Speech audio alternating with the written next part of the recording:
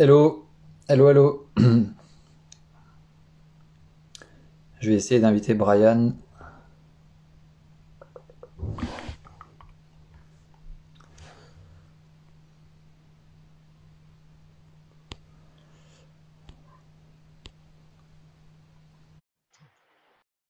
J'espère que ça va marcher assez vite.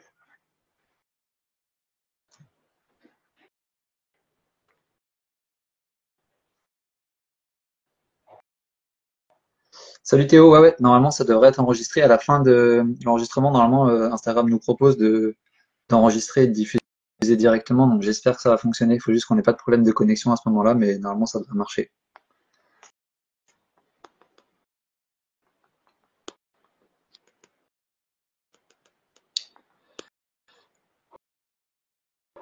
Eh bien, je t'ai accepté, Brian, normalement.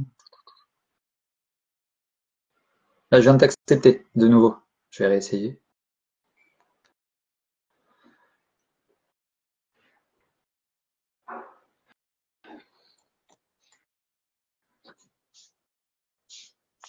Tu la vois? Brian ne peut pas se joindre. Ça, c'est parce que tu es en Suisse. Enfin, je réessaye de t'inviter.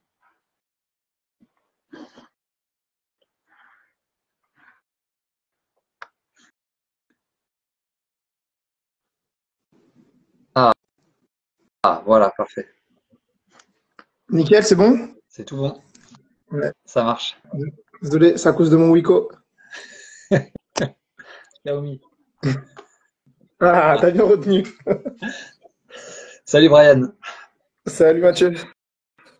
comment Est-ce que tu ça va? penses que tu m'entends assez ou est-ce qu'il y a besoin peut-être de mettre des écouteurs ou autre?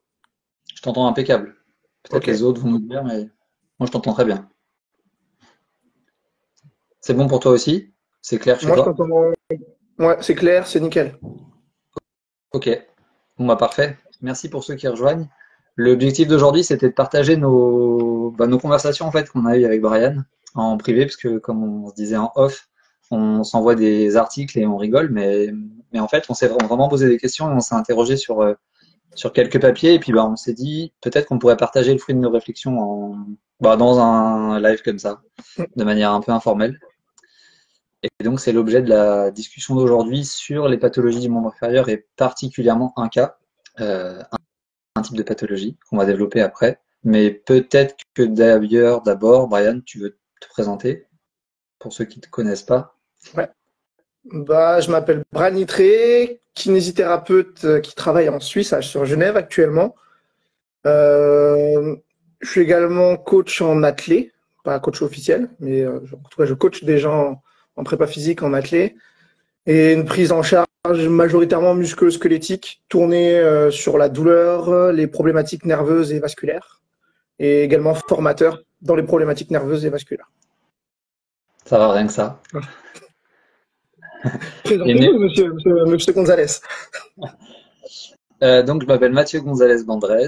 Je travaille en Loire-Atlantique en tant qu'ostéo libéral. J'ai une activité de formateur en prise en charge des pathologies du membre inférieur chez le coureur à pied en endurance. Je te laisserai la particularité du sprint.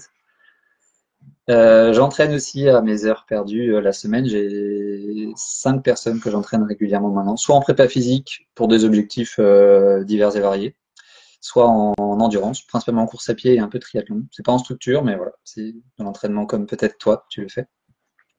Ouais. Et, euh, et voilà, puis je suis passé par un parcours STAPS, licence et master en entraînement. Et voilà, je m'intéresse aux thématiques essentiellement en endurance, quoi. Voilà, voilà. Donc on est parti d'une étude finalement. Tu veux en parler ou je Vas-y, commence? vas-y, je te laisse introduire tranquillement. L'étude de laquelle on est parti, c'était une étude de prévalence de blessures. Alors il y en a plusieurs qui existent. Les principales, c'est, si vous voulez les noter, c'est celle de Kakouris et collaborateurs ou même celle de Francis.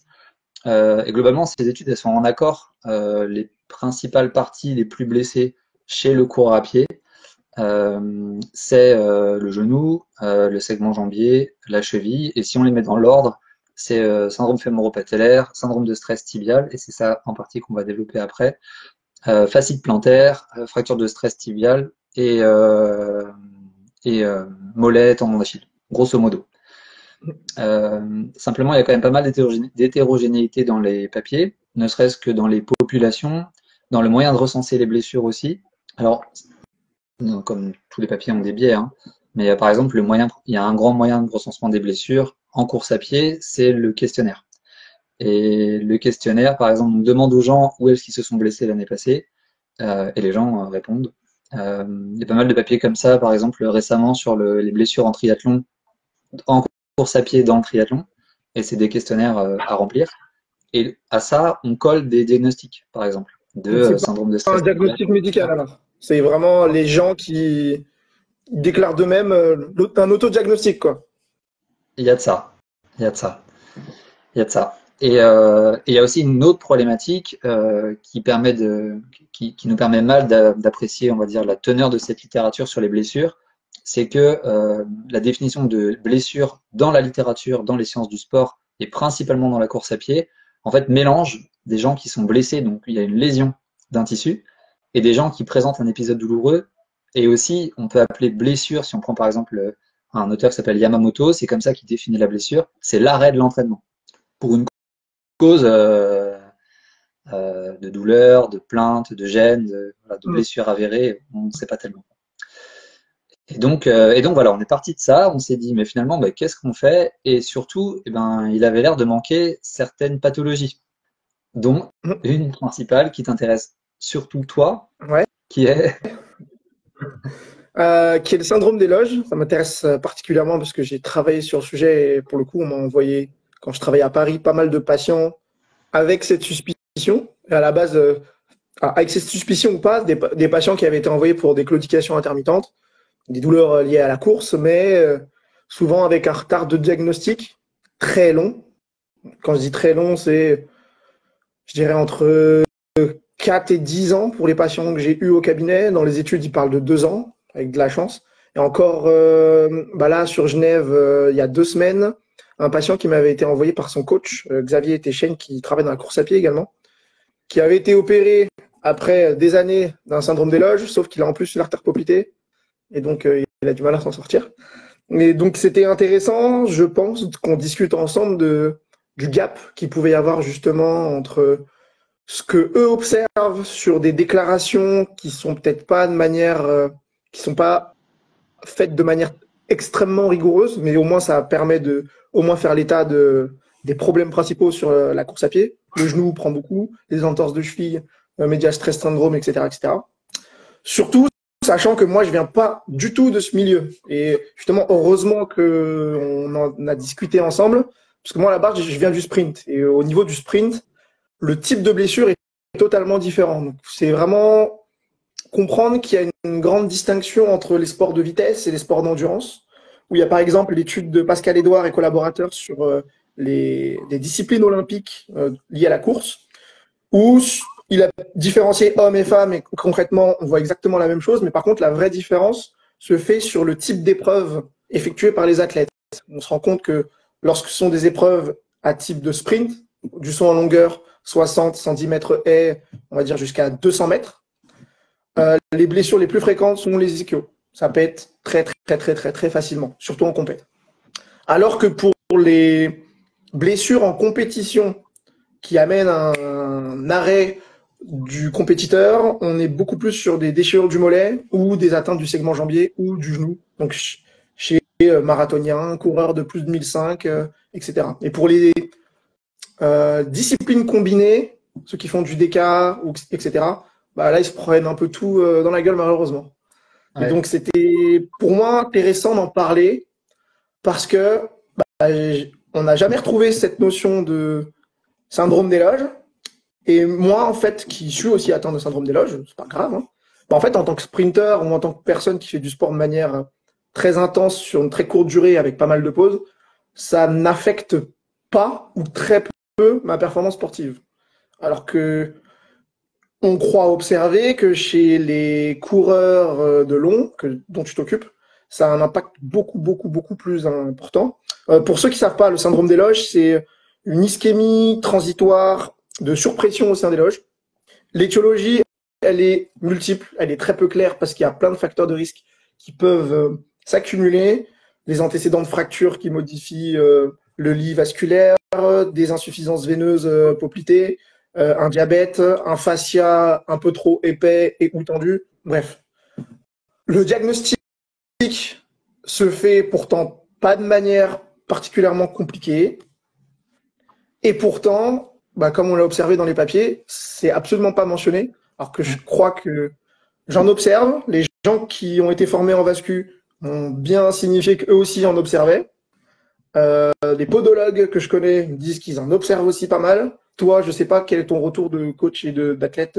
Ouais, bah, en fait, je m'y suis pas intéressé il y a si longtemps que ça, finalement, à cette pathologie-là. De fait, parce que même si tu t'intéresses à la course à pied et que tu essayes de lire des articles et tout te mettre à jour, etc., et j'espère le faire suffisamment pour former les gens, en fait, ça apparaît nulle part. En endurance, ça apparaît vraiment nulle part, même dans des revues systématiques.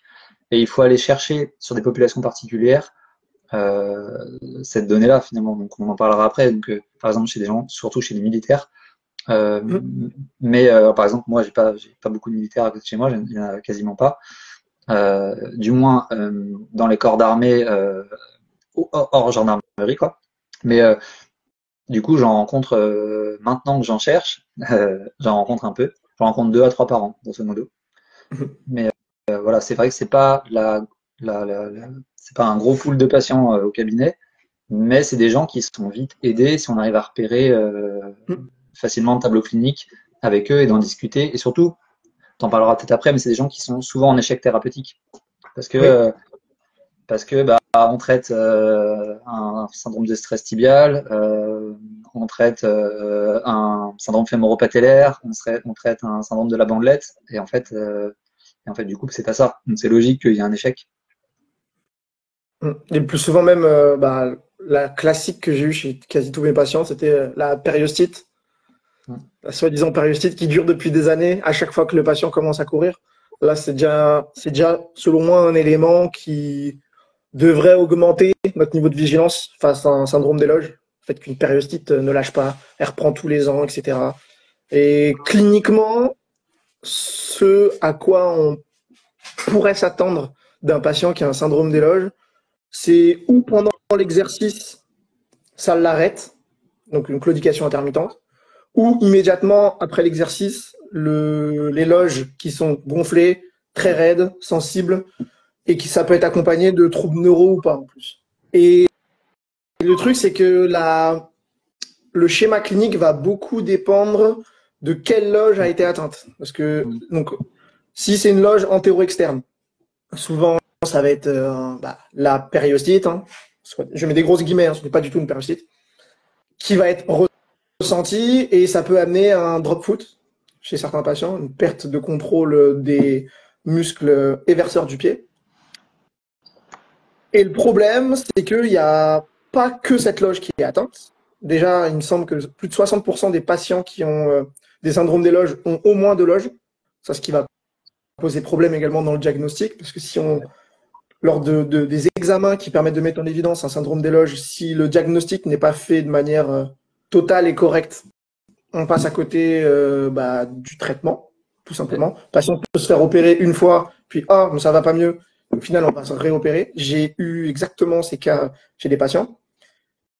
Et en fait, on se rend compte que même dans des sports où il n'y a pas forcément de course, ce serait peut-être juste une variabilité selon les personnes, parce qu'on retrouve, il me semble, autour de 10% chez les skieurs de fond, des gens qui ont des syndromes d'éloge des membres infs, qui ont des plaintes avec leurs bottes. On en reparlera après, mais les motards également en compétition qui ont des syndromes d'éloge de membres sup. Donc peut-être qu'en fait, c'est juste une condition qui serait là, mais qui se déclenche ou pas selon le niveau d'activité qu'on met dans son corps. Et il y a quelque chose aussi dont tu m'as parlé et qui est important, intéressant, je pense, c'est que au final, on ne trouvera pas la même prévalence entre des amateurs et des pros sur ce type d'atteinte. Tu veux développer Plus la tard. réflexion d'ailleurs? Ouais. Ok. Ce qui est intéressant, c'est que tu dis, en plus, ça peut se confondre, comme tu disais, avec la périostite, mais non seulement aussi avec des syndromes neurogènes, puisqu'il y a des fourmillements qui sont décrits dans la loge, principalement latéral ou antérolatéral, de mémoire. Et par exemple, les syndromes neurogènes ou les neuropathies, alors je sais pas si c'est parce qu'elles sont pas incluses dans les revues systématiques des blessures du membre inférieur. Est-ce que c'est parce que on les considère pas comme des douleurs, blessures liées au Mm. surentraînement du coureur à pied, ou parce qu'elles sont pas recensées, parce qu'elles sont pas testées? Ça, Mm. je ne sais pas. Mais pour le coup, c'est vrai que quoi qu'il en soit, que ce soit le syndrome des loges ou ce trouble-là, et ben on les retrouve pas dans les blessures du membre inférieur chez le coureur à pied, quoi. Alors que c'était ton constat, et alors peut-être qu'on pourrait demander à ceux qui sont là, qui sont enfin, qui sont cliniciens, est-ce que vous en rencontrez finalement au cabinet? Eh ben, finalement, on en rencontre un petit peu, un petit peu. Mais c'est des gens qu'on peut vraiment aider. Alors, un petit peu, et Ouais, le truc, c'est qu'un petit peu, en plus, on rencontre les survivants. oui, On rencontre ceux qui veulent continuer à faire de la course.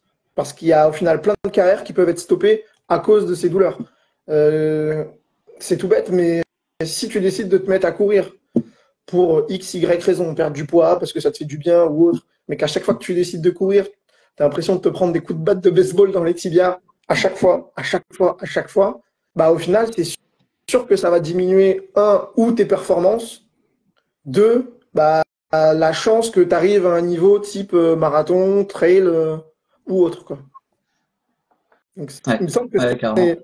que c'est important de comprendre que malheureusement, même si c'est un très beau travail au début de recenser les blessures, il y a peut-être au final la prévalence des pathologies les plus communes qui peuvent diminuer parce qu'en fait les rares ne sont pas identifiées. Sachant que rares, bah, peut-être qu'en fait elles sont pas rares. Parce que s'il y a plein de trucs rares, bah, très vite Mm, ça prend une grosse part du gâteau. Donc mm. Ouais, c'est pour ça que c'est une discussion qu'on voulait avoir ensemble. ouais, carrément, carrément. Est-ce que tu veux, comment dire, partir, tu as fait un peu de description clinique, mais il y avait vraiment le fait que aussi que c'était vraiment immédiatement après l'exercice que le compartiment affecté pouvait être gonflé, etc., raide, sensible, dur, ou c'est comme ça en tout cas que toi tu le dépistes, ou est-ce que tu envoies chez des gens, tu vois, chez des praticiens qui ont un test avec qui mesure la pression intramusculaire ou pas? Alors, pour l'identification, alors souvent la présentation clinique numéro un, c'est claudication intermittente liée à de la douleur. Sachant que, comme j'ai dit, ça peut être de la douleur ou pas. Il peut y avoir le drop foot aussi qui vient directement. Ça, je l'ai eu également chez une danseuse. En fait, dès qu'elle faisait un effort, elle sentait quasi plus sa jambe et elle se faisait des entorses de cheville à répétition. Sauf que le problème, c'était peut-être pas sa cheville, mais le fait que les muscles éverseurs ne pouvaient absolument pas produire de force si dès qu'elle faisait 4 pointes de pied, Hmm. ils Un genre étaient de lâchés. stéppage mais vasculaire quoi. Hmm. Ouais, totalement, En ouais. gros. C'est au bout d'un certain temps d'effort, elle en pouvait plus et sa cheville lâchait. Et par rapport à l'identification, cliniquement, en fait, on n'a pas grand-chose, mais en fait, on a assez d'éléments pour se dire il faut que j'exclue tel problème, il faut que j'exclue tel problème, tel problème, tel problème. Donc, la fracture de fatigue dont on parlera. Au niveau de la jaune, au final du segment jambier, l'artère poplitée, mais on en parlera après également. Euh, Medial stress syndrome, qui est, selon certains auteurs, à la limite de la fracture de fatigue, mais, et au final, dans le segment jambier, il n'y a pas beaucoup d'étiologies possibles pouvant expliquer ce type de douleur. Donc, c'est pas forcément difficile de se dire, bah, je vais aller voir. Est-ce qu'il y a de la claudication intermittente? Oui, non. Ou, et souvent, si c'est un syndrome des loges, c'est bilatéral. Le plus souvent. Souvent, ça ne veut pas dire tout le temps. Ensuite, est-ce que la loge devient très raide, très gonflée, très comment dire, compacte Hmm. pendant et ou après effort? Et ce que j'aime bien faire en général en formation, en test, c'est on prend moi, parce que j'ai un syndrome des loges, versus quelqu'un qui a l'habitude de courir, et on fait des sauts sur une jambe. Hmm. Des sauts sur une jambe, tu sais, des sauts d'athlée avec appel des éverseurs. Tac, tac, tac. Sauf que moi, alors que je fais du sprint, je vais à la salle et voilà que je pousse très très lourd. J'arrive pas à tenir 1 minute 30, enfin même 1 minute, j'ai mon cardio qui pète un plomb et j'ai mon pied qui lâche, tout simplement. Quelqu'un qui a l'habitude de faire la course, il peut continuer sans aucun problème. Ouais. Alors que faire la corde à sauter à 2 pieds, ça je pourrais.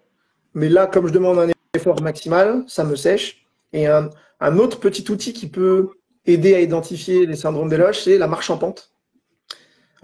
Syndrome des loges et ou artère poplitée, justement, parce que ça vient mettre une sténose dans l'artère poplitée. qui va en général augmenter les symptômes d'un coup. D'ailleurs, il y a plein d'essais cliniques sur les militaires qui permettent de trier avant des tests plus invasifs les patients qui auraient un syndrome d'éloge des autres par marche en pente sur tapis, et on augmente Ok. petit à petit l'angulation et la vitesse. Ok. Et tu penses, Et et du coup, sinon, c'est un moyen clinique de le mettre en évidence, quoi, en cabinet, on va ouais, dire. ouais, d'augmenter la suspicion d'être sur ce problème, ouais, totalement. Et s'il y a besoin de confirmation, de toute façon, avant opération, normalement, il faut cette confirmation. Il faudrait une PIM, une mesure de pression intramusculaire. Donc c'est une queue avec une aiguille qu'on plante dans les muscles, enfin dans les loges musculaires afin de mesurer la pression.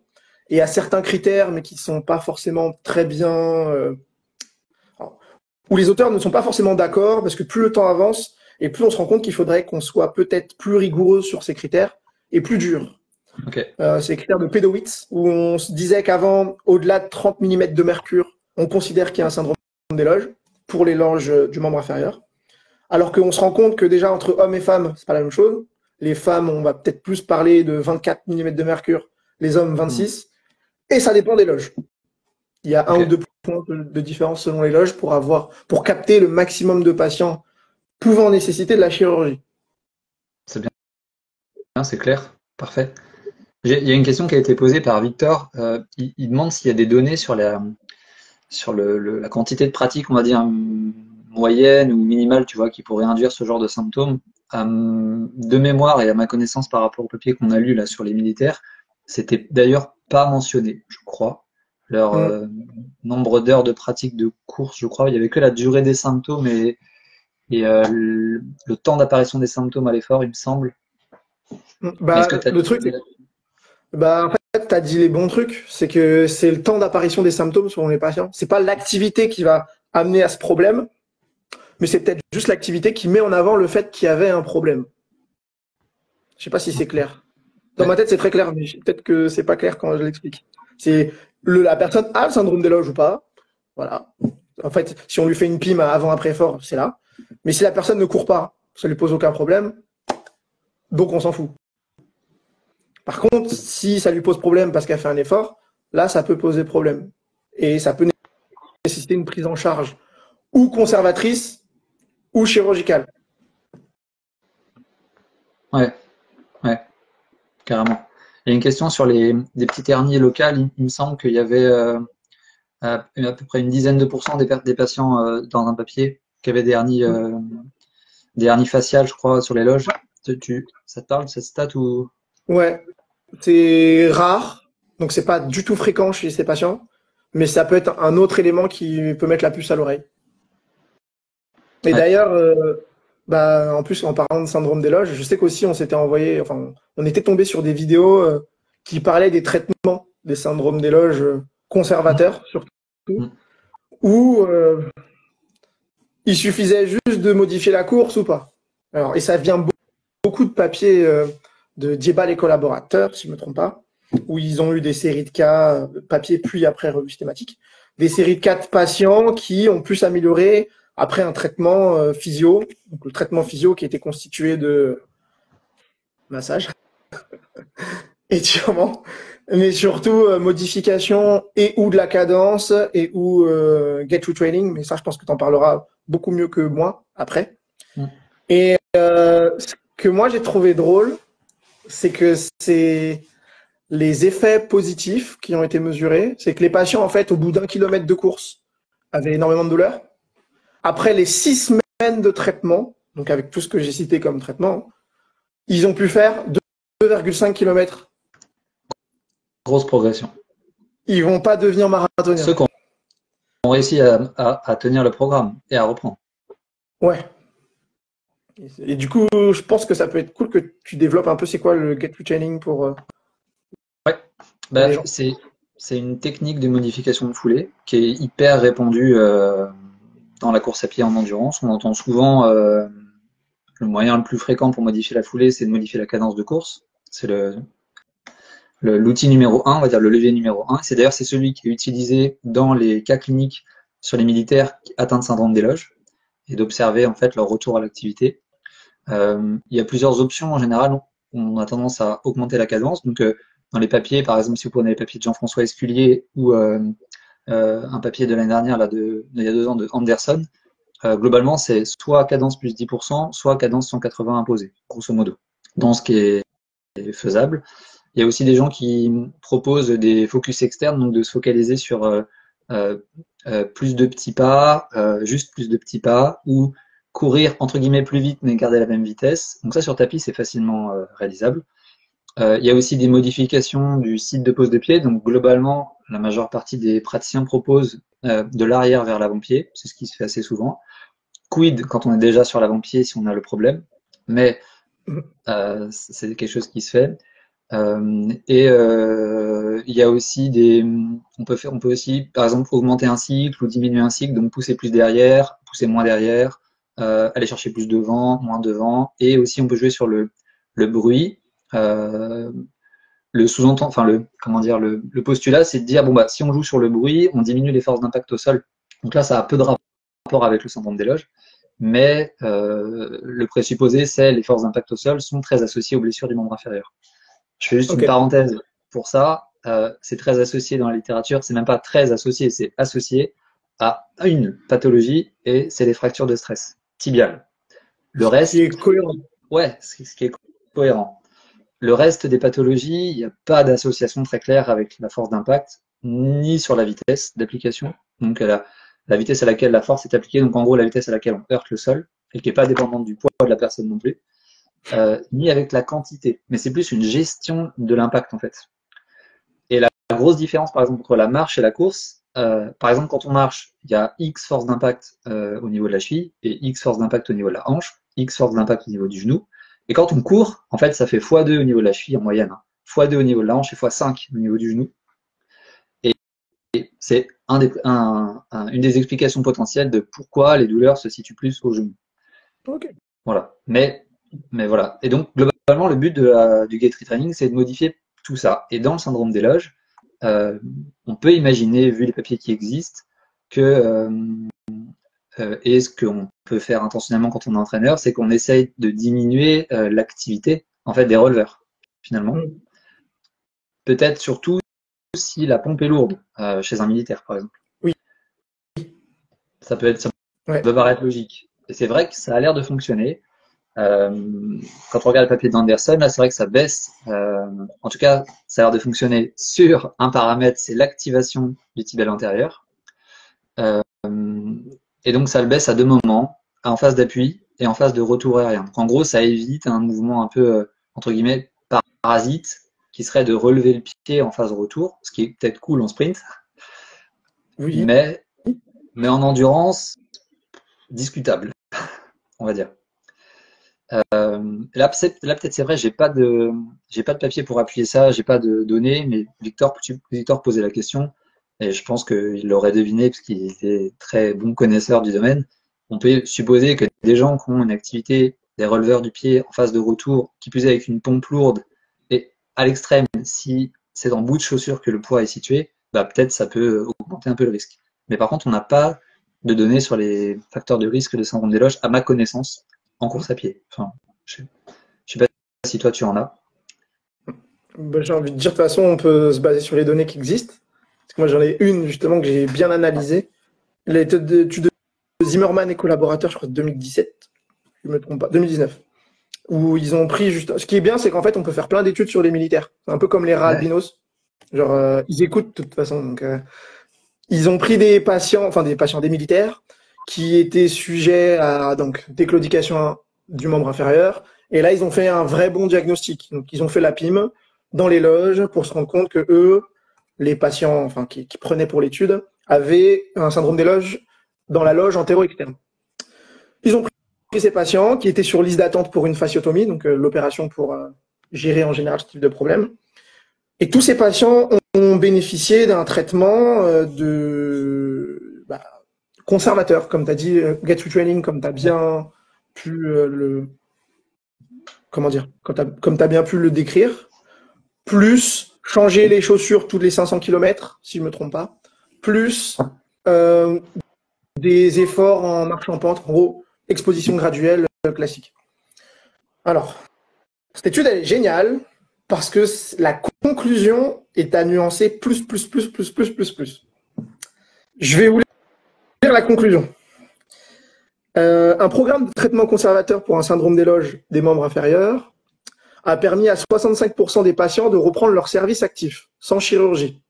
À 2 ans, le taux de réussite a légèrement diminué, mais est resté positif à 57%. Donc du coup, on pourrait se dire, c'est cool, le programme a permis à 57% des militaires de pouvoir reprendre leur service à cause de leur douleur.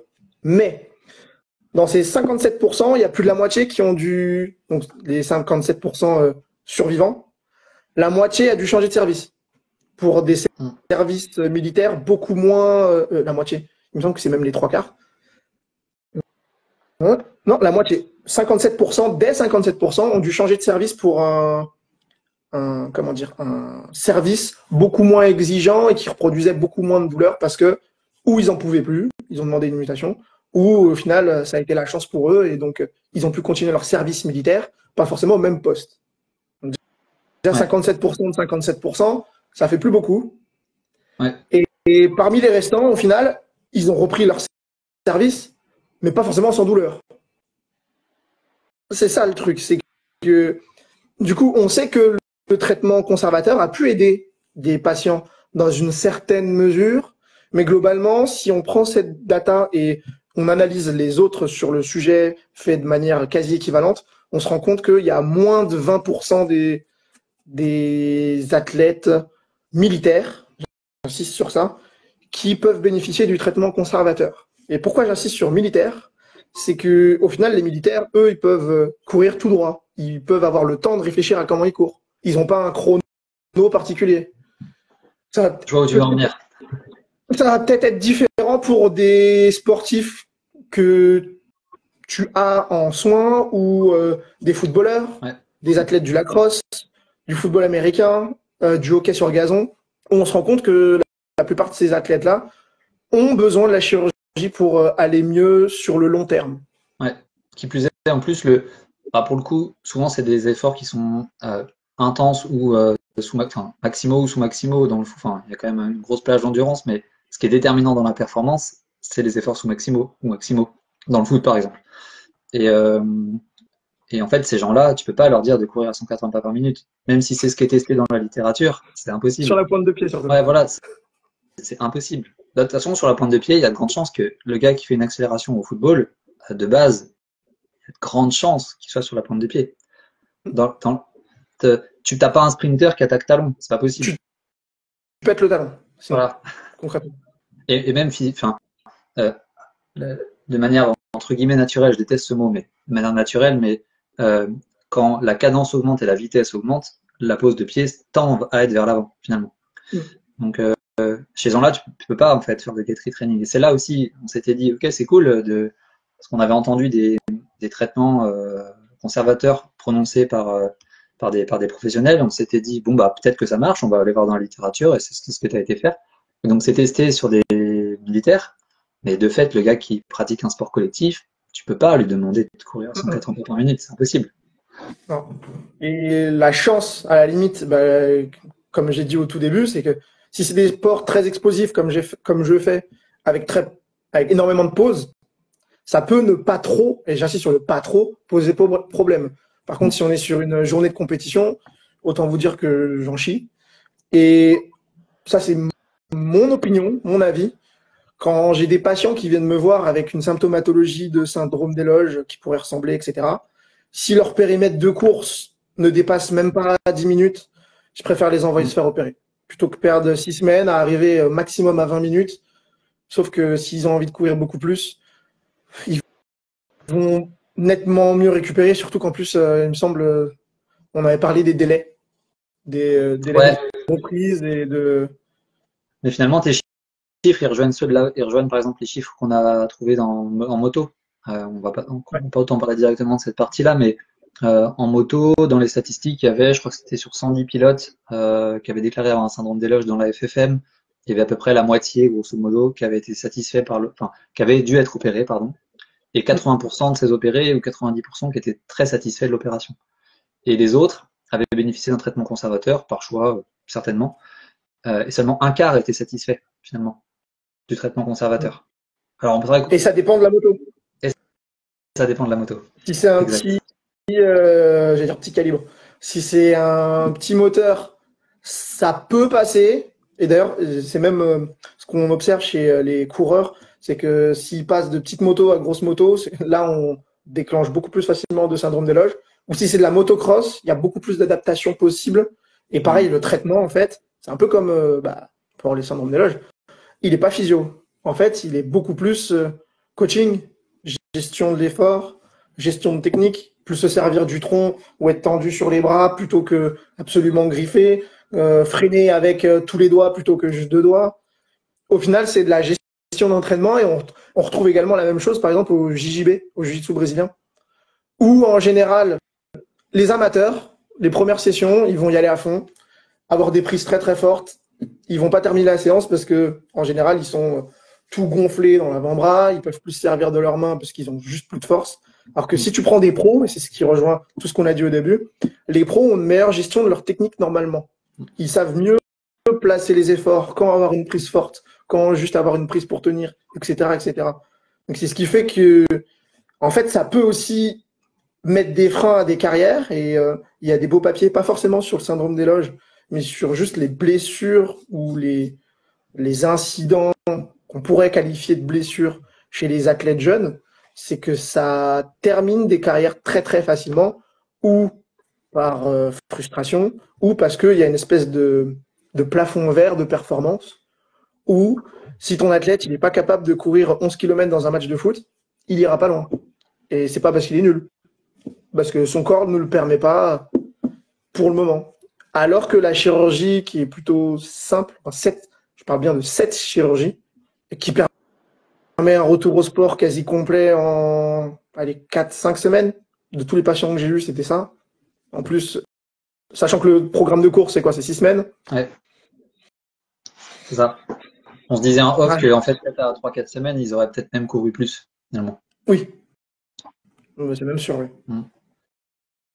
Et juste une parenthèse, parce que là c'est le 180 pas minutes par minute qui est testé pour le syndrome des loges dans les papiers de Zimmerman et de Vogels, je crois. Ouais. Mais c'est une condition de traitement, en fait.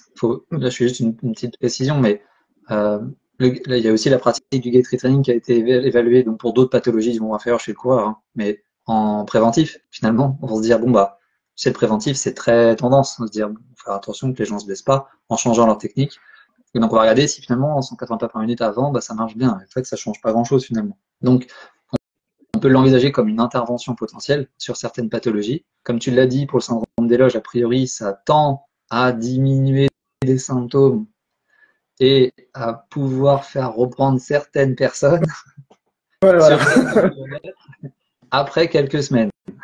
Bon, c'est quand même pas mal de, de guillemets à mettre.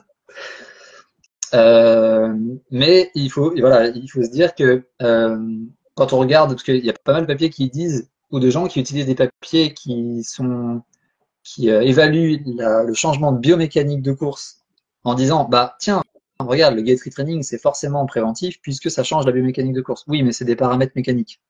Et les paramètres mécaniques déterminent pas forcément les blessures. Comme on l'a dit, il y a aussi la planification, la récupération, l'alimentation, on va peut-être y venir juste après là d'ailleurs, et plein d'autres trucs comme ça.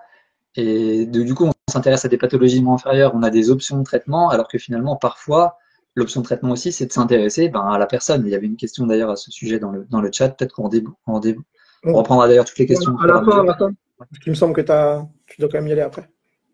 Mais finalement, bah, voilà, modifier la cadence, faire du renforcement, faire du massage, avoir plein d'options thérapeutiques, bah, c'est très bien. Mais il y a des gens auxquels on passera à côté parce qu'il y a on va dire, des problématiques plus métaboliques ou etc. Et donc, on avait pris par exemple le REDS. Ouais, Tu veux peut-être commencer à en parler? ouais, en introduisant quelqu'un qui va peut-être se reconnaître. C'est la collègue d'un ami, et je la connais, qui s'est fait sa troisième ou quatrième fracture de fatigue. Méta, il me semble qu'il y a eu fibulaire et il y a eu hanche ensuite. Quand Ouais. on a une, on se dit, bon, ok, t'en as une. Deux, 4 et hanche, là, faut se poser des questions à mon avis, hein. Enfin, là, peut-être qu'il faut réfléchir plus que, bon, bah, on va juste modifier La cadence. ou ton schéma de course, ouais, ou alors la quantité de course. Tu vas juste moins faire pour mieux refaire. Parce que si tu te Mm. blesses autant, tu fais autant de fractures de fatigue, il y a peut-être quelque chose sous-jacent. Sachant que cette personne était formée justement à la Clinique du Coureur, qui est un organisme de course chez les physios, et comprenait pas pourquoi elle faisait que de se blesser. Du coup, j'ai discuté avec son collègue. Hein. En ce moment, elle pèse combien? Parce que j'ai vu sur les photos qu'elle était plutôt sèche. Je dis, bah là, c'est vrai qu'elle est vraiment sèche. Ceux à qui ça parle pas, là, c'est déjà un élément. Le fait que ce soit une femme, fracture de fatigue qui arrive sur des sports d'endurance, Mm. avec un poids plutôt bas. Et là, faut peut-être penser à un REDS. Pour ceux qui ne connaissent pas le REDS, c'est déficit énergétique relatif au sport. Et globalement, on va pas rentrer dans tous les détails, hein. C'est que les apports en énergie ne permettent pas de compenser les dépenses. Si elle mange pas assez, beaucoup trop de dépenses. Si elle dort pas, il n'y a pas forcément la capacité de récupérer. Si elle court beaucoup, beaucoup trop, Mm. voilà. Et au final, cette patiente collègue qui, au final, avait une plainte de fracture de fatigue, alors oui, techniquement, il y avait une fracture de fatigue, mais sous-jacente à un problème de déficit énergétique et avec toutes les conséquences que ça peut amener, hein. Les troubles psychologiques, des troubles métaboliques, troubles cardiaques, troubles de la croissance, cycle menstruel, bon bref, pas mal de choses. Et pour moi, c'était important qu'on mette le point sur ça pour comprendre que faut peut-être pas gérer qu'une pathologie, mais aussi un patient derrière avec un Mm. contexte. Par exemple, syndrome des loges, j'ai dit que le traitement peut-être le plus approprié, ce serait l'opération. Oui, mais moi, je vais pas me faire opérer parce que j'en ai rien à foutre, parce que j'aime pas J'aime pas courir. courir. Non, je déteste courir. Sprinter, c'est pas courir. Sprinter, c'est noble. Tu vois. Non, mais c'est vrai, t'as raison. C'était un point qu'on voulait mettre en lumière aussi. Ça dépend des objectifs et de la motivation des gens et de leur contexte de Ouais, vie, quoi. mm, bien sûr. Et du coup, c'est important de comprendre qu'il faut peut-être modifier certains paramètres liés à l'activité, en gros des technopathies. C'est extrêmement important. Dans le sprint, par exemple, c'est un élément qui est important pour moi à un certain degré, sans oublier la planification et autres, dont tu pourras parler pour les coureurs, vu que c'est plus lié aux coureurs. Parce que moi, les sprinters, c'est totalement différent. Mm.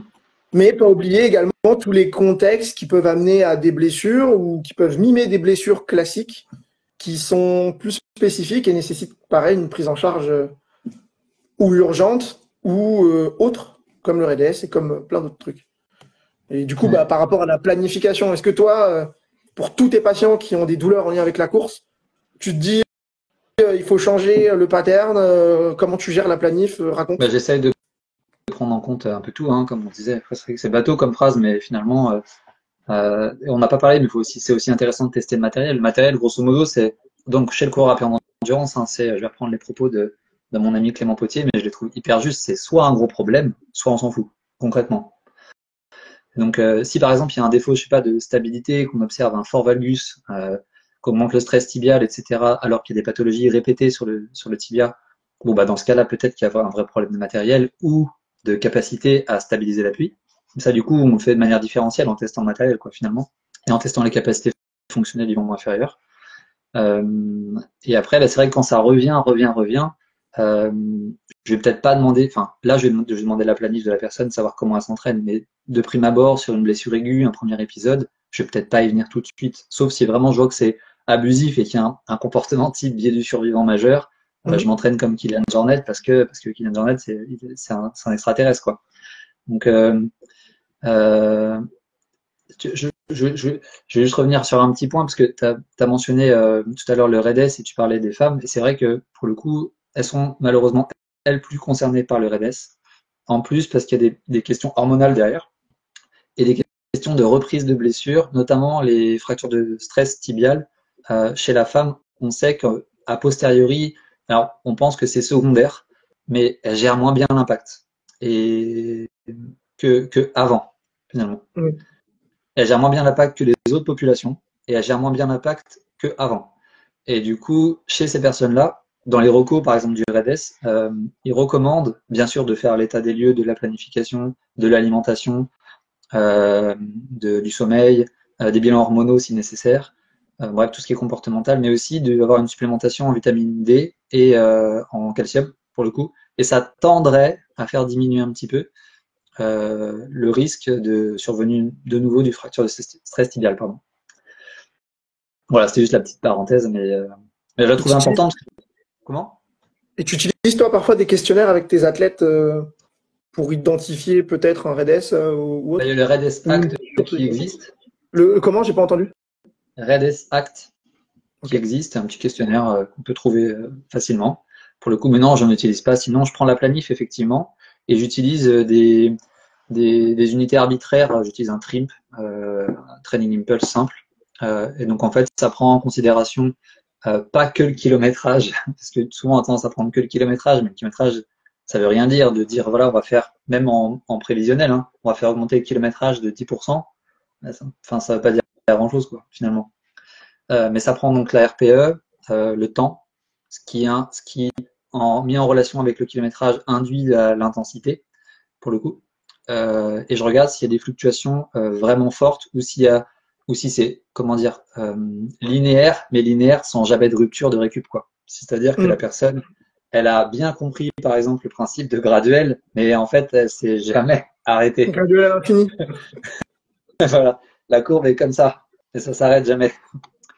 Donc je regarde ça, et voilà, vraiment si c'est vraiment redondant, quoi. C'est les Après, il mêmes y a des trucs dans la principes. planif. Oui, Non, vas-y. dans la planif, il y a des trucs on entend parler de plein de trucs, mais par exemple de l'augmentation de 10% du kilométrage, c'est très souvent utilisé, ça voilà, ce qui est recommandé, c'est 10% de plus par semaine en kilométrage. Je viens de le dire, déjà, ça, ça représente pas l'intensité que la personne a mis, en fait, parce que c'est juste une distance. Ça représente pas la difficulté perçue non plus. Il n'y a pas d'RPE, il n'y a pas de ressenti d'effort. Donc je trouve et en plus c'est basé sur rien. C'est-à-dire que c'est très arbitraire. Ça n'a pas été testé, on n'en sait rien, quoi. Maintenant, voilà, j'utilise le trim et j'essaie juste de faire en sorte que les gens il y ait au moins des oscillations dans la planif et qu'ils soient pas comme ça. Après, on peut rien prévoir, hein, c'est compliqué de prévoir de manière très précise, mais en tout cas, voilà, ce 10%, il est pas basé sur grand-chose. Tout comme sur les fréquences, on dit, voilà, c'est bien de courir 4, 5 fois, oui, mais chez le débutant, par exemple, on a vu que les autres ratios, donc les risques de blessure, pour un volume équivalent, s'il y a 4, 5 sorties par semaine, en fait, ils pètent, ils explosent en valeur. C'est marrant parce que ça rejoint beaucoup ce qu'on voit en sprint. Où je Ok, pense qu'il y a peut-être un peu plus de données. ok,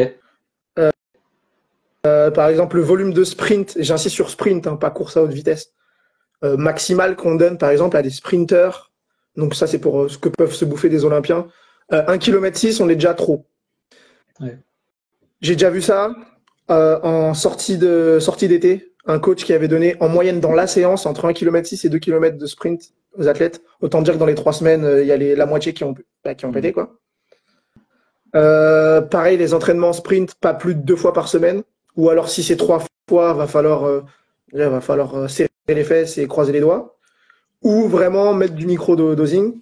Mais j'insiste sur le sprint. Un athlète pourrait s'entraîner tous les jours, mais faire sprint le soir muscu haut de corps le lendemain avec un peu d'endurance. Là, tu as fait l'accélération muscu, sprint, enfin, à gérer selon la séance, selon les athlètes. Et j'ai l'impression d'utiliser sinon les mêmes outils que toi, hein, les RPE, vachement Mm. intéressant. Et c'est juste ouais, le dosage de sprint et combien de fois tu le mets dans la semaine qui Ce qui est tend compliqué à être prédicteur de blessure. ouais. Et peut-être que c'est très quantifiable, ça, du coup, en sprint. Tu vois, tu as un nombre de Ouais. répétitions. En endurance, j'ai l'impression qu'on n'a pas vraiment de données particulières. Alors, il y a Tim Gabet qui a essayé de se pencher sur le sujet avec un modèle mathématique qui est très discuté, pour le coup. Parce que, bah, en gros, c'est de se dire, bon, bah, est-ce que si les gens ils ont un volume d'entraînement constant toute l'année, avec des fluctuations aiguës, tolérables, ils se blessent moins. Et donc voilà, c'était le modèle qu'il a présenté. Sauf que tu as des gens, ils peuvent pas s'entraîner d'une autre manière qu'avec des plateaux et puis des pics de Des pics. volume. Mais ouais, typiquement, je me souviens d'un ultra trailer que j'ai entraîné l'an dernier. En fait, la semaine, il a sa vie de travail, sa vie de famille, et il pouvait s'octroyer un week-end par mois où en gros il se chargeait. Du coup, ben, on avait opté pour la solution week-end choc. Et donc, en fait, on faisait des oscillations dans le mois, et puis bah, une fois par mois, on augmentait le volume. Sauf que du coup, il explosait les scores si j'utilisais la CWA ratio, quoi. Donc, si je me fie à ce modèle-là pour lui, ben, du coup, j'étais vraiment hors la loi, entre guillemets, toute l'année. Sauf que ça a marché, enfin, ça a tenu, quoi. Donc, c'est toujours pareil, il y a les modèles qui veulent prédire au plus possible les blessures. Et puis, déjà, je pense que si on entraîne correctement les gens et qu'on les rend résilients vis-à-vis de leur activité, c'est cool, je pense. Après, bon, bah, mettre les doses adéquates, je sais pas ce que tu en penses, mais voilà, après, c'est le rôle de l'entraîneur. Tu apprécies ça sans forcément penser à la blessure, et puis tu essayes de le quantifier comme tu peux avec les outils que tu as, quoi. Bah, souvent des modèles, c'est marrant parce qu'ils sont opposés, mais également destructeurs de la même manière. Le modèle du coach no pain no gain, genre moi de mon époque, j'étais champion de France en 1980 et allez-y, vous fontez tous dans le mur, on verra les survivants. Et parfois il y a le bon bah vous êtes des sprinters, bon on va faire que du fond et de l'endurance fondamentale jusqu'à avoir des compètes et ça pète quand? Bah aux compètes puisque le corps s'est jamais adapté à la haute vitesse. Ouais. Une phrase, en tout cas que moi j'ai entendu de Théo Chaumet que j'aime beaucoup, c'est que, et je la sors aussi à des patients qui ont peut-être besoin de comprendre parfois que dans leur gestion de leurs problèmes, ils sont eux-mêmes acteurs et ils peuvent s'autogérer en partie. C'est de doser, mais mettre la bonne dose. Et ce que je leur dis, c'est bah comme une plante, si vous mettez pas d'eau, pas d'activité, bah la plante, et en général ils disent ah bah oui, bah elle va pas grandir. Ouais. Et si vous mettez trop d'eau, il se passe quoi? Ah bah la plante elle meurt. Oui. Mais du coup, en fait, c'est un peu comme ça que j'essaie de le présenter bah, même au cabinet. Il y a 3 jours. Il y a 3 jours, une patiente quarantaine d'années.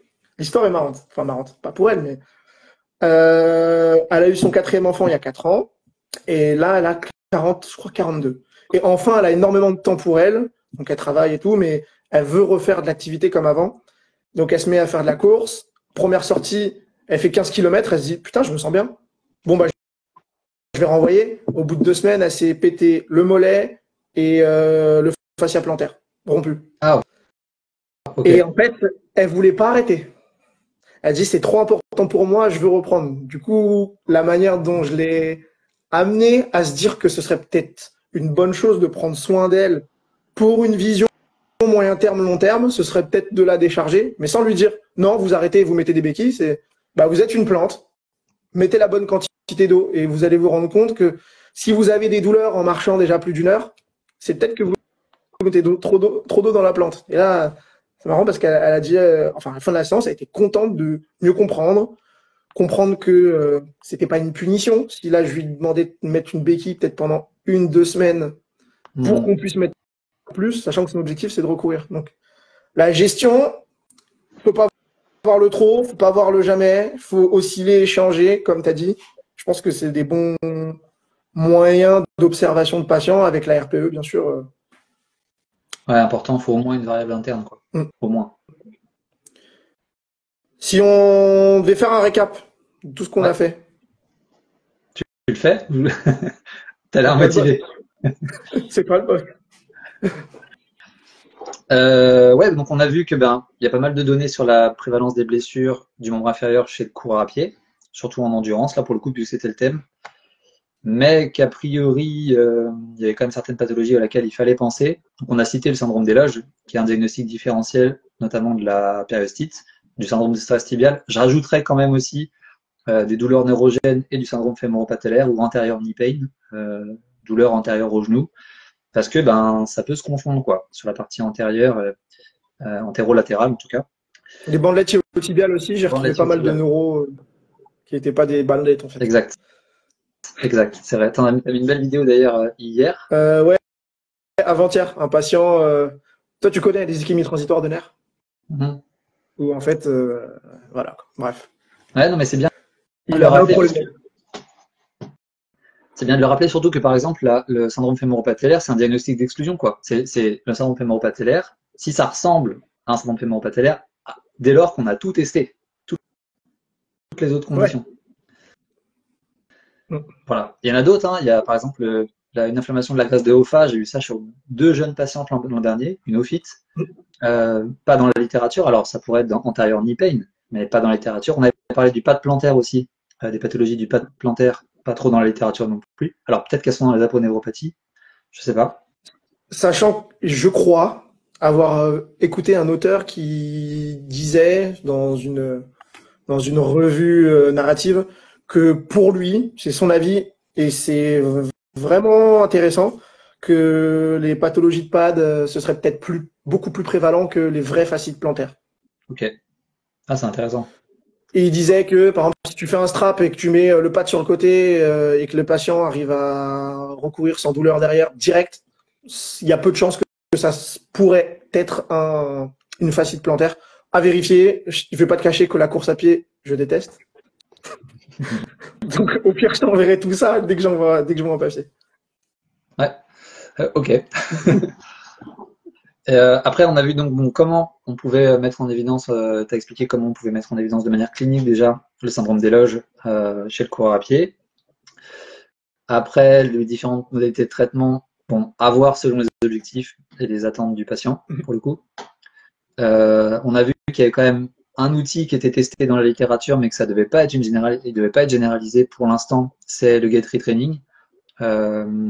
Donc, dans ces conditions, c'est 180 pas par minute qui a été testé, mais on pourrait en utiliser d'autres, hein. Par exemple, on pourrait utiliser une plus grande activation des fessiers, ça entraîne un peu un retour élastique et ça peut diminuer un peu le côté activation des éverseurs en phase retour. Voilà, ça n'a pas été testé, mais c'est une hypothèse que je lance, hein. Mais c'est ça qui a été testé, mais pas généralisé. Qu'est-ce qu'on a parlé? On a comparé ça aussi aux données chez les motards pour le syndrome des loges chez les skieurs, les différents traitements. Et après, on a parlé du coup de s'intéresser quand même au contexte de vie des gens et au syndrome métabolique, du coup. Faire attention aux bilans hormonaux, sommeil, nutrition. Je vais essayer de rien oublier. Et voilà, grosso Ouais. modo. En plus de la planification C'est ça, qu'on voilà. est censé faire de toute manière. C'est ça, en plus de la planification. Donc tout ça pour prendre en charge la problématique pendant inférieure finalement. Et pas que muscu, fessier et 180 pas par minute. Peut-être pas. Ça aide peut-être plein de gens, mais en fait, tous ceux qui sont en errance, en fait, non. Et peut-être qu'en fait, il y en a beaucoup plus en errance que ce qu'on pense. Puis le 180 pas par minute, on n'a pas dit, mais il y a des gens qui sont pas répondants, hein. Tu n'arriveras jamais à les mettre à 180 pas par minute. Mm. Tu mets n'importe quel focus, ça bougera pas. Donc soit le bistouri pour le syndrome des loges, mais pour d'autres pathologies, il faut envisager d'autres traitements, quoi. Et pour le syndrome des loges, juste un dernier point parmi les traitements. Alors, c'est récent, pas dupliqué à grande échelle, mais injection de toxine botulique. Oui. Mais à côté de la veine poplitée en général, semble donner des effets intéressants. Alors parfois ils disent que ça a pas détérioré les performances, parfois oui, parfois non, mais ça dépend de la quantité qu'ils ont mis. Et ça semble intéressant, mais pour l'instant, on a besoin de plus de recul pour avoir un avis. En vrai, j'ai envie de dire, pourquoi pas, je testerai comme ça je Ouais, verrai, quoi. carrément. Alors, je passe aux questions. Ouais, La première question que je rencontre, ça va être compliqué, même si ce serait cool. J'aimerais bien parler avec Brian pendant hyper longtemps. Je pense tous. Peut-on parler d'autres pathologies que le syndrome des loges? comment ça? Bah, ouais, on peut parler d'un million de trucs. C'est ça. Je sais Mais pas. là, c'était justement le point qui nous intéressait car on l'avait absolument pas vu dans ce papier de Kakou et ses collaborateurs et dans d'autres, alors que ça fait partie quand même de notre pratique depuis qu'on sait que ça existe et qu'on sait l'évaluer. Donc Ouais. c'était plus un prétexte pour parler des angles morts de certaines études épidémiologiques plutôt que on va vous faire une conf sur syndrome des loges. Parce qu'en fait, on a parlé du REDES, on a parlé de la planif, on a parlé du get through training, etc., etc. Ce qui est applicable à n'importe quel plateau, hein, finalement. Mm. C'est rarement que, par exemple, dans le latilo-tibial, c'est pas toujours que un problème de déficit fessier ou d'activation fessière Mm. et de cadence, hein. Comme je l'ai dit, il y a des problèmes de matos, de surentraînement, il y a des problèmes parfois de changement de terrain, il y a des problèmes, certes, de capacité musculaire, etc., mais pas que, quoi. Et aussi, Mm. il y a des diagnostics différentiels, tout ça qu'il faut savoir évaluer, quoi. Ouais. Comment on explique que les patients atteints de ce syndrome puissent faire un autre sport sans douleur? Alors là, je pense que c'est le syndrome des loges, alors que la course à pied est impossible. C'est Élise qui pose la question. Bah, je suis l'exemple concret. Le sprint, je peux, parce que c'est sur très courte distance et ça n'a pas le temps de m'atteindre cliniquement. Bah, en fait, c'est comme tous les troubles, enfin, non, pas tous les troubles vasculaires, mais comme beaucoup de troubles vasculaires artériels, par exemple, ou veineux, où on est sur une claudication intermittente. C'est à partir d'un certain temps ou d'une certaine distance que va se déclencher un symptôme. Ouais. Comme par exemple les patients qui ont des angores, si tu veux les tester, bah, faut peut-être que leur rythme cardiaque passe à un certain niveau pour que ça reproduise beaucoup de symptômes. Et t'en as qui semblent normaux, mais en fait, il faut les pousser pour se rendre compte que tu as un trouble cardiaque. Ouais. Donc, c'est plus en lien avec quelle quantité d'efforts tu vas fournir afin que le problème se déclenche. Top. Je sais pas si c'est clair. Si, ça paraît Toi, clair en tout j'essaie cas. d'expliquer au plus simple possible. Si Élise est encore là, elle pourra peut-être nous dire si ça répond à sa question, j'espère. Il y avait une autre question, c'était l'hygiène de vie militaire, sportif, pro est aussi très différente, on suppose, en termes de sommeil, récup, nutrition. Ah, c'est vrai que du coup, non, on ne sait pas. C'est pas mentionné. On peut le supposer, mais Ouais, on peut supposer, mais peut-être que Neymar, il a exactement la même qualité de vie que. Comment ça s'appelle? J'ai pas fait l'armée encore. qui? Que comment on appelle ça? Celui qui est dans la caserne, le réserviste? Je sais pas. Réserviste, c'est Ouais. un nom professionnel. Ah, ok. Bon, bah, en tout cas, peut-être qu'il se réveille à 5 heures du matin comme Neymar et boire de l'alcool, il le fait, mais en cachette. Oh, ça, on ne saura pas. Et c'est peut-être des paramètres qui vont pas pouvoir être observables dans des études à grande échelle. Ouais. Après, on a répondu un peu, c'était sur le côté mécanique, les petites hernies musculaires. Je pense qu'on a fait le tour, j'espère. Hmm, Je crois. je pense aussi. C'est tout bon. Bon, bah, c'était cool. En tout cas, c'était Yes. bien qu'on mette ça à plat comme discussion, enfin, je pense. Bah, moi, je sais que ça nous a apporté de discuter de ça déjà en off, Ouais, ne serait-ce que pour formaliser ce qu'on a en tête et là, pouvoir essayer de le partager et que les personnes peut-être pas expertes dans le sujet ou même qui ont un attrait pour le sujet se rendent compte des angles morts et des points d'intérêt ou de discussion autour des données. Pas juste accepter et absorber la revue thématique, l'étude à la mode qui sort, mais pouvoir se questionner sur ouais, mais donc ça, qu'est-ce que ça va impliquer et qu'est-ce que j'en fais au vu de telle connaissance? Est-ce que c'est pas en désaccord avec d'autres? Bref, un travail d'analyse critique, en tout cas, d'article. ouais, carrément, carrément. Oui, parce que c'est juste un dernier exemple, mais par exemple, augmenter la cadence, quand on regarde les revues systématiques, le plus souvent, c'est l'augmentation de la cadence, mais à quels effets sur les paramètres mécaniques, mais de manière clinique, c'est-à-dire sur les symptômes et l'amélioration des symptômes, c'est très rare qu'en fait qu'on ait des résultats. Mm. Autre que sur le syndrome fémoro-patellaire, à ma connaissance, on n'a pas des tonnes de résultats sur l'augmentation de la cadence qui traitent les symptômes à long terme. Donc vraiment être critique sur, il y a une donnée qui arrive qui nous offre une option, c'est cool, Mm. mais faire gaffe à déjà, est-ce que le patient que j'ai en face de moi va être répondant, correspond au bon sous-groupe, a le bon diagnostic, etc. etc. Ouais. Carrément. L'article en Euh, question, lequel? ouais, On en a parlé de beaucoup. On a parlé de Zimmerman et collaborateurs. Zimmerman et collaborateurs, c'est 2019. Attends. il y avait Vogels aussi, 2022, il me semble, je crois. Alors, Zimmerman collaborateur, c'est Conservative Treatment of Anterior Chronic Exertional Compartment Syndrome in Military with a mid. Bref, c'est relou. Tu mets Zimmerman, Zimmermann. Tu mets 2019. Tu mets syndrome d'éloge et tu mets sur Google Scholar et tu vas l'avoir. Et le tout premier, c'était Kakouris. 2022, 21, Moi, j'avais 2021. Ouais. 21, Ah, c'est 2021. Et 2021. il y en a un autre du même genre, c'est Francis et collaborateurs, 2019. C'est à peu près le même. Enfin, les chiffres sont à peu près les mêmes. Hmm. Pas Parfait. trop cool. On a terminé dans les temps en plus parce que tu devais y Ouais, aller. je dois filer. Je dois sauver des vies, comme un druide. Oh oui. Bon, Merci Brian. bah, pas de souci, merci à toi. Et puis on se dit bah à bientôt. Ouais, depuis le temps qu'on s'était dit qu'il fallait qu'on le fasse en plus. Ouais, Bon, ouais. Ah, si, en podologie, c'est vrai qu'on n'a pas parlé de la podologie, mais ça peut améliorer pas mal de conditions. C'est vrai qu'on n'a pas eu le temps. Il y a quand même des bons papiers produits là-dessus. Ça, Je je crois pense, qu'on. c'est plus Alexandre Wickham qui pourra en parler Ouais, beaucoup mieux que moi, qui ouais. est podologue et ostéopathe, et en fait, en discutant, qui m'a introduit à ça, il m'a dit clairement, c'est du test-retest pour énormément de cas, et c'est difficile, voire impossible de faire de généralité. Et il m'a expliqué les différents paramètres et ça fait sens dans le fait que c'est du sur-mesure, tout simplement. Mm. Cool. C'est bien de le mentionner. Merci. Merci à tous d'être venus. Allez, ciao. Merci. Ciao.